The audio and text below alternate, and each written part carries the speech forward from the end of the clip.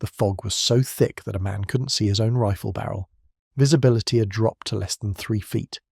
Every recruit on the range had lowered their weapons, declared the exercise impossible, and waited for the session to be cancelled.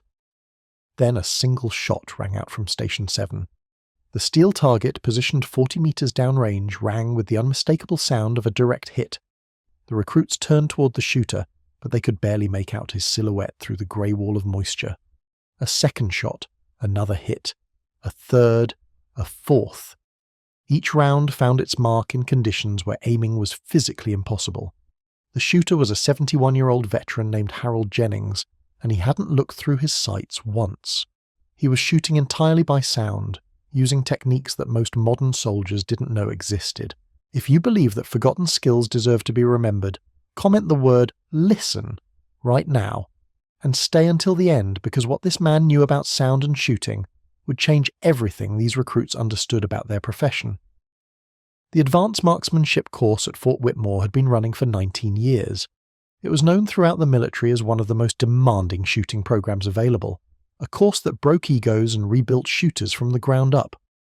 The instructors were all combat veterans with decades of combined experience. They taught everything from basic fundamentals to classified techniques that never appeared in official manuals. But among these elite instructors, Harold Jennings occupied a unique position. He wasn't the fastest shooter, he wasn't the strongest. At 71 years old, his eyes required thick glasses, and his hands showed the tremor that comes with age. Yet every instructor at the facility, men and women half his age with perfect vision and steady hands, deferred to him on matters of shooting in degraded conditions. They called him the Listener, a nickname he had earned in a war that most of the current recruits had only read about in history books. Jennings had served 34 years in the United States Army, including 4 tours in Vietnam and extensive service with units whose missions remained classified decades later. His chest, when he wore his dress uniform, carried decorations that told stories of impossible situations survived through impossible skills. The fog rolled in on the 3rd day of the course, descending on the mountain training facility like a wet blanket dropped from the sky. This type of fog, called advection fog, formed when warm, moist air moved over the cold mountain terrain. It was common in the region during spring, and the facility's training schedule actually sought out these conditions, because degraded visibility was a reality of combat that soldiers needed to experience. However, there was a difference between degraded visibility and zero visibility. The recruits, 18 of them in this particular class, had trained in light fog, in rain, in snow, and in darkness. They had used thermal optics, night vision devices, and laser aiming systems to overcome visual limitations. But none of their technology worked in fog this dense. Thermal imaging was useless because the fog itself registered as a uniform temperature. Night vision amplified nothing but grey murk. Laser beams scattered uselessly in the moisture-saturated air, creating a diffuse glow rather than a visible dot. By every measure the recruits understood, shooting was simply not possible in these conditions. Sergeant First Class Dominic Reyes was the first to voice what everyone was thinking. He was 29 years old, a veteran of 3 deployments, and considered one of the rising stars in the Army's marksmanship community. His shooting scores were exceptional. His tactical knowledge was extensive. His respect for older veterans was genuine but limited by his belief that modern training had surpassed everything that came before. "We should move the session indoors," he announced to the group. "There's no point standing out here. You can't hit what you can't see, and we can't see anything." Several recruits nodded in agreement. The fog had made the firing range feel claustrophobic, as if the world had shrunk to a small bubble around each person. The targets downrange had vanished completely. Even the berms behind the targets, massive earthen walls designed to stop bullets, were invisible. Reyes began organizing the group for movement back to the main facility when a quiet voice cut through the grey stillness. "You're wrong, Sergeant." The voice belonged to Harold Jennings, who had been standing silently at the edge of the group. "You can hit what you can hear." The statement landed like a foreign object in the conversation. Several recruits exchanged confused glances. Specialist Maria Cortez, a sniper school graduate with exceptional visual acuity, actually laughed. "With respect, Mr. Jennings, that's not how marksmanship works. You need a sight picture. You need to see the target to align your weapon. Sound doesn't give you that." Jennings didn't seem offended by the dismissal. His weathered face, barely visible in the fog, showed something closer to patience, the expression of a man who had heard similar doubts many times before. "Sound gives you everything you need," he replied. "It gives you distance, direction, and precise location. Your eyes process reflected light to create an image. Your ears process reflected and direct sound to create a different kind of image. Both are valid. One simply requires training that the modern military has forgotten." Reyes crossed his arms, his skepticism evident despite the fog obscuring his expression. Forgotten or abandoned because it doesn't work? Jennings smiled, the expression carrying decades of experience behind it. Abandoned because technology seemed to make it unnecessary. But technology fails. Batteries die. Optics break. Fog rolls in. And when everything fails, the soldier who can still function is the soldier who survives. What Harold Jennings knew, what he had learned in the jungles of Vietnam and refined over 3 decades of service, was a discipline called acoustic shooting, sometimes referred to as sound-based targeting or auditory marksmanship. The technique had roots stretching back centuries to an era before optical sights existed, when hunters and soldiers alike had to engage targets in conditions where vision was useless. Dense forest, complete darkness, heavy fog, and thick smoke all created environments where the human ear could provide targeting information that the human eye could not. The fundamental principle was straightforward, but counterintuitive to anyone trained exclusively in visual shooting. Sound travels in waves that interact with the environment in predictable ways. When a sound wave encounters an object, it reflects, diffracts, and absorbs differently depending on the object's size, shape, material, and distance. The human auditory system, when properly trained, can decode these interactions to determine not just the general direction of a sound source, but its precise location in 3-dimensional space. This is the same capability that allows blind individuals to navigate using echolocation, clicking their tongues and interpreting the returning echoes to build a mental map of their surroundings. The science behind acoustic shooting involves understanding several key principles of sound behavior. First is the inverse square law, which describes how sound intensity decreases with distance. A sound source at 10 meters produces a certain volume at the listener's position. That same source at 20 meters produces 1/4 the volume. At 40 meters, 1/16. A trained ear can estimate distance based on perceived volume if the original sound's intensity is known or can be reasonably estimated. Second is the precedence effect, also called the Hayas effect, which describes how the human brain determines direction based on tiny differences in when sound arrives at each ear. Sound travels at approximately 343 meters per second in air at sea level under standard conditions. A sound coming from directly to the right arrives at the right ear before the left ear, with the time difference proportional to the angle of the source. The human auditory system can detect time differences as small as 10 microseconds, allowing for remarkable angular precision. Third is spectral analysis, the way different frequencies interact with obstacles differently. Low frequencies bend around objects more readily than high frequencies, which tend to reflect or absorb. By noting which frequencies are present or absent in a sound, a trained listener can determine whether obstacles exist between them and the source. The steel targets used at the Fort Whitmore range were not chosen randomly. They were specifically selected because they produced distinctive sounds when struck by bullets and when responding to environmental conditions. In the fog, with visibility eliminated, these targets continued to exist acoustically. The mountain wind, light but present, caused the steel plates to vibrate subtly, producing a low hum that varied with each target's size and mounting system. The target at 40 meters, a standard EPSC silhouette, produced a slightly different tone than the target at 50 meters, a circular plate with different dimensions. Harold Jennings had spent the previous evening walking the range, not looking at the targets but listening to them. He had catalogued their sounds, mapped their positions in his mind using auditory information alone. Now, standing in fog so thick that he couldn't see his own feet, he knew exactly where each target was located. Not because he remembered their visual positions, but because he could hear them. "The 40-meter silhouette," he said aloud, "is humming at approximately 85 Hz with a slight warble from a loose bolt on its left mounting bracket. The 50-meter circle is quieter, maybe 90 Hz, steadier because its mount is tighter." The recruits listened, straining to hear what he described. Most heard nothing but wind. Jennings raised his rifle, an older model M14 that he had carried for decades. He didn't shoulder it the way the recruits had been taught, with his cheek pressed firmly against the stock to align his eye with the sights. Instead, he held it slightly differently, his head tilted to keep both ears unobstructed, his cheek barely touching the stock. His eyes were open but unfocused, staring into the grey nothing of the fog. He wasn't looking for the target. He was listening for it. "The key," he explained as he settled into his stance, "is to stop thinking of shooting as a visual activity. Your body can aim at a sound just as accurately as it can aim at a sight, if you trust it. Point your finger at a sound source with your eyes closed. You'll find that you're remarkably accurate. The rifle is just an extension of that pointing." He took a breath, held it, and squeezed the trigger.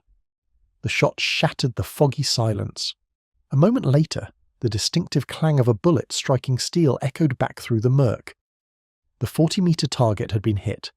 The recruit stood in stunned silence. Specialist Cortez, the sniper school graduate who had laughed at the concept, was no longer laughing. "That could have been luck," Sergeant Reyes said, though his voice carried less certainty than before. Jennings nodded, accepting the skepticism. "Let's remove luck from the equation." Over the next several minutes he fired 12 more rounds. He engaged targets at 40, 50, 60 and 75 meters. He announced each target before firing, identifying it by its acoustic signature. 11 of his 12 rounds struck steel. The single miss, he explained afterward, resulted from a momentary gust of wind that shifted the bullet's path, not from an error in his acoustic targeting. The recruits were witnessing something that their training had told them was impossible, and their worldview was struggling to accommodate the new information. Sergeant Reyes approached Jennings after the demonstration concluded.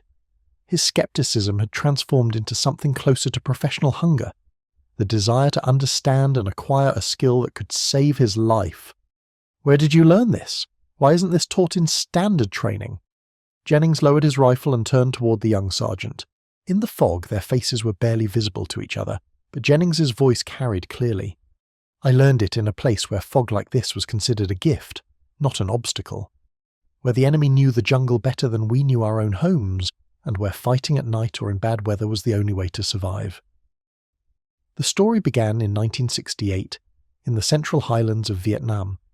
Then Sergeant Harold Jennings was attached to a long-range reconnaissance patrol operating deep in enemy territory. His unit's mission was to gather intelligence on enemy movement along the Ho Chi Minh Trail, the network of paths that carried supplies and troops from North Vietnam into the south. The work was dangerous beyond description. Small teams of Americans operated for weeks at a time in areas where discovery meant death, where extraction was often impossible, and where the enemy owned the night. The jungle environment created unique challenges for combat, vegetation so thick that a man 3 meters away was invisible, canopy so dense that sunlight never reached the forest floor, rain so heavy that vision beyond arm's length was fantasy, and fog, endless fog in the mountain valleys, fog that rolled in without warning and persisted for days. Standard military tactics of the era relied heavily on American technological superiority, air support, artillery, communications, and firepower that could be called in to overwhelm any enemy position. But in the deep jungle, that superiority meant nothing. Radio signals couldn't penetrate the canopy, aircraft couldn't see through the vegetation, artillery couldn't be directed without visual reference. The small reconnaissance teams were on their own, armed only with their rifles, their training, and whatever skills they could develop to survive. It was an indigenous scout, a Montagnard tribesman named Capado who worked with American forces, who first showed Jennings that shooting didn't require seeing. Capado had grown up hunting in the highland jungles, providing food for his village in an environment where game was often heard long before it was seen. He had developed the ability to strike targets using sound alone, a skill passed down through generations of hunters who couldn't afford to wait for clear sight lines in the dense undergrowth. One night, during a monsoon downpour that reduced visibility to zero, Capado demonstrated this skill in combat. An enemy patrol had stumbled onto their position. In the rain and darkness, neither side could see the other. The American soldiers, trained to acquire visual targets, were helpless. Capado was not. He listened to the enemy's movement, their voices, the sound of their equipment brushing against vegetation. Then he fired and an enemy soldier fell. He fired again. Another fell. The remaining enemy soldiers, terrified by an opponent who could strike without seeing, fled into the jungle. Jennings, crouched in the mud beside Kepa, knew he had witnessed something that could change everything about how he approached his profession. Over the following months, Kepa taught Jennings the fundamentals of acoustic shooting. The lessons were not conducted in classrooms or on formal ranges. They happened in the jungle, during patrols, in conditions where the skills were immediately applicable. Jennings learned to map his environment with his ears, to build a mental picture of the space around him, using sound reflections and ambient noise.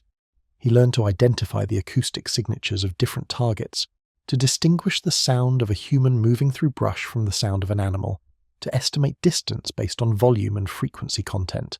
He learned to trust his ears when his eyes failed him, to fire at sounds with the same confidence he had previously reserved for visual targets. The training was difficult. Jennings had spent his entire shooting career relying on his eyes, and overcoming that dependence required rewiring deep neural pathways. There were failures. There were missed shots that could have been fatal in combat situations. But gradually, through repetition and necessity, the skill developed. By the end of his first tour, Jennings could engage targets in conditions that would have paralyzed him 12 months earlier. The techniques Jennings learned were not mystical or supernatural. They were grounded in the same physics that governed all shooting, simply applied through a different sensory channel. The method required several specific adaptations. First, the shooter had to develop their baseline auditory acuity through focused training. This meant spending time in darkness or with eyes closed, actively listening to environmental sounds and building mental maps from audio information alone. Second, the shooter had to learn to shoot with a modified stance that kept the ears unobstructed. Traditional cheek weld, pressing the face firmly against the stock, partially blocks one ear and changes the acoustic input. Acoustic shooters used a lighter contact that preserved binaural hearing. Third, the shooter had to abandon the visual confirmation that normally follows a shot. In acoustic shooting, you heard whether you hit the target, you didn't see it. This required trusting the sound of impact, whether the distinctive ring of steel, the thud of a bullet striking earth, or the different sound of a hit on a soft target. Fourth, and perhaps most importantly, the shooter had to accept imperfection. Acoustic shooting would never be as precise as visual shooting under good conditions, but in conditions where visual shooting was impossible, acoustic shooting was infinitely more effective than not shooting at all. Back at Fort Whitmore, standing in the fog that had silenced every modern optical system, Jennings began teaching these techniques to the recruits who had dismissed them as impossible just an hour earlier. He started with the fundamentals of auditory mapping. He had each recruit close their eyes and point towards sounds he created at various positions around them, clapping hands, dropping objects, speaking from different locations. Most recruits were surprised by their own accuracy. The human auditory system, they discovered, was far more capable than they had assumed. The problem wasn't ability. The problem was trust. Years of visual shooting had taught them to discount information from their ears, to treat sound as secondary input rather than primary targeting data. Jennings then moved to distance estimation. He produced sounds of known intensity at various ranges, training the recruits to correlate perceived volume with actual distance. This was harder than directional pointing. Volume perception is affected by environmental factors: wind, humidity, obstacles, and the inherent variability of sound production. But with practice, the recruits began developing rough distance estimates that, while not perfect, were accurate enough to be tactically useful. By late afternoon, several recruits were attempting their first acoustic shots at the 40-meter target. The results were mixed but promising. Sergeant Reyes, whose initial skepticism had transformed into intense focus, managed to hit the 40-meter steel on his 8th attempt. The shot wasn't pretty. His stance was awkward, his breathing was wrong, and his follow-through was non-existent. But the bullet found steel, and the sound of that impact meant more to him than any bullseye he had ever achieved with perfect visual conditions.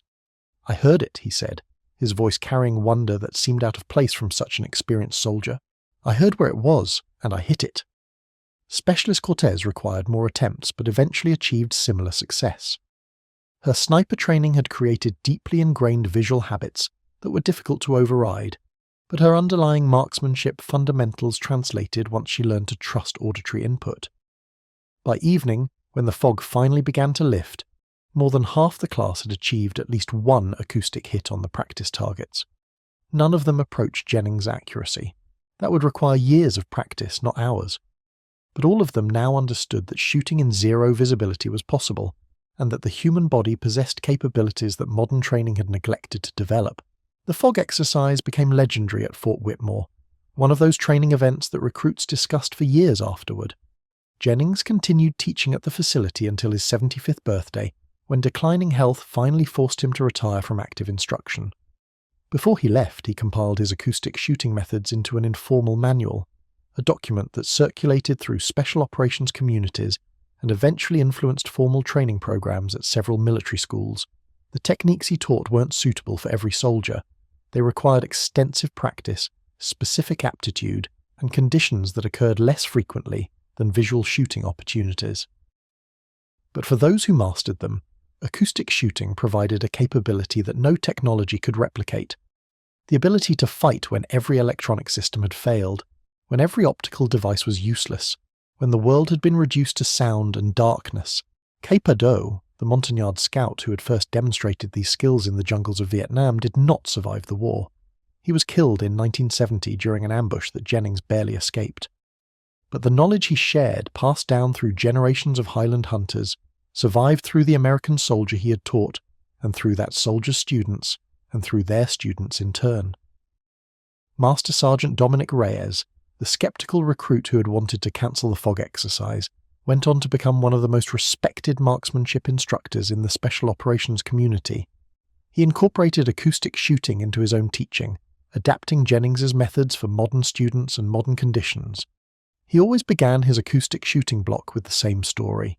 The story of a 71-year-old man with thick glasses and trembling hands who outshot an entire class of young soldiers by listening while they looked. He told recruits about Cape-Ado, about the jungles of Vietnam, about knowledge that passed from a Highland hunter to an American soldier to generations of warriors who would never meet either man. And he always ended with the same lesson that Jennings had taught him in the fog that day. Technology is a tool, not a foundation. The foundation is you, your body, your senses, your training. Every capability you develop that doesn't require batteries, that doesn't require maintenance, that doesn't require supply chains, is a capability that can never be taken from you. Your ears work when your optics fail. Your instincts function when your electronics die. Learn to shoot with everything you have, not just your eyes, because someday the fog will roll in, and the soldier who can still function is the soldier who survives. The human ear, properly trained, can achieve remarkable precision in locating sound sources. Studies have shown that trained individuals can localize sounds to within 1 to 2 degrees of accuracy in optimal conditions. While combat conditions are never optimal, even degraded acoustic localization provides targeting information that is infinitely more useful than no information at all. The soldiers who laughed at an old man's claim that he could shoot through fog learned this truth in a way that no classroom instruction could have provided.